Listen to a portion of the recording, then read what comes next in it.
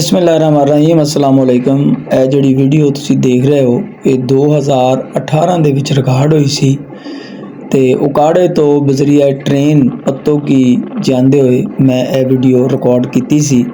ਜਦੋਂ ਅਸੀਂ ਪੱਤੋ ਕੀ ਦਾਖਲ ਹੁੰਨੇ ਆ ਤੇ ਸਾਨੂੰ ਪਹਿਲੇ ਇੱਕ ਫਾਟਕ ਦੇਖਣ ਨੂੰ ਮਿਲਦਾ ਹੈ ਜਿੱਥੇ ਇਸ ਵੇਲੇ ओवरहेड ब्रिज भी बन चुके है और शायद उस वेले भी होएगा, लेकिन मेरा ख्याल है कि उस वेले शायद नवा बन रहा सी या बन चुकिया सी। ए सामने जिहड़ी सफ़ेद रंग की तुहानूं बिल्डिंग नज़र आ रही है, इहदे अंदरों सिग्नल ते कांटा बदलिया जांदा सी ते ट्रेन नूं क्लीयर किया जांदा सी कि वो ट्रेन अगर थ्रो जा रही है यानी कि तेज़गाम है, तेज़ रो है, जिवें भी है, जिवें असीं अपनी ज़ुबान च कहंदे हुंदे सी कि ये तेज़गाम है तो इन्हें इत्थे नहीं रुकना। तो उस गलों फिर वो ट्रेन जिहड़ी है उन्होंने सबज रंग की झंडी दिखाई जाती सी और अगर कोई खतरा हुंदा सी तो फिर सुरख रंग की झंडी दिखा के ते उन्होंने रोकया जाता सी।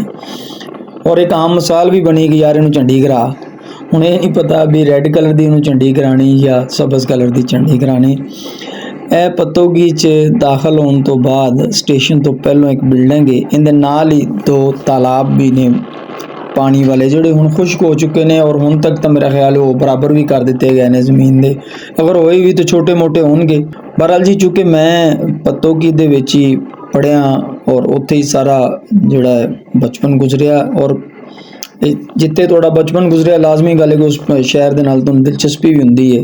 उकाड़ा मुंतकिल होने तो बाद अक्सरों बेशतर पत्तोगी जाना हुंदा सी ते मैं एक बारी इसे तरह ही 2018 दे विच डिजिटल कैमरे दे नाल ए वीडियो बनाई सी या शायद उस वेले मेरे हाल कोई X2 नोकिया मोबाइल सी उहदे नाल बनी वीडियो होएगी है। जो पत्तोगी दे प्लेटफॉर्म ते इंटर हो गया तो इत्थे प्लेटफॉर्म शुरू हो गया है। सामने तुहानूं टैंकी नज़र आती है पानी वाली जिहड़ी कि अज भी इस हालत ही है जिस हालत हुण तुसीं देख रहे हो। दूसरे पासे प्लेटफॉर्म 1 के ते यह जिहड़ी ट्रेन है इस वेले प्लेटफॉर्म 3 ते जा रही है।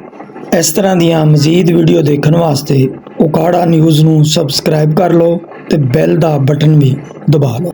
बहुत शुक्रिया।